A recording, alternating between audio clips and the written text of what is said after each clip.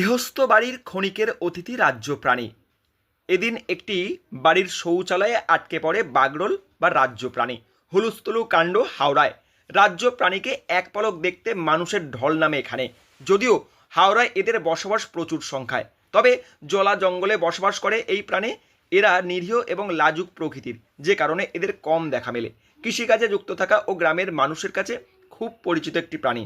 হাওড়ায় বসবাস করলেও এই প্রাণীকে চোখে দেখেনি অনেকে, যে কারণে সেই সমস্ত মানুষ ভুল করে এদের চিতাবাঘ মনে করে।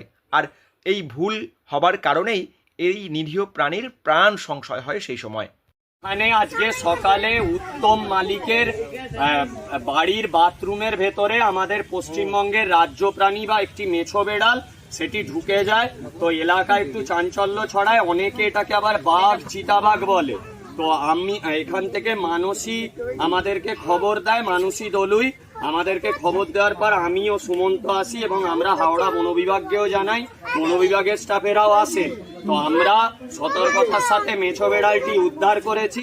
উলুবেড়িয়া মালিক পাড়ার ঘটনা। এদিন উত্তম মালিকের বাড়িতে বাগরোল ঢুকে পড়ে। বাগরোলটি নিঃশব্দে ভোর রাতে তাদের শৌচালয়ে প্রবেশ করে। বনে জঙ্গলে এদের খাবার কম দেখা দিলে অনেক সময় এরা খাবারের খোঁজে লোকালয়ে চলে আসে। হয়তো এমনই কোনো কারণে এদিন লোকালয়ে চলে আসে বাগরোলটি।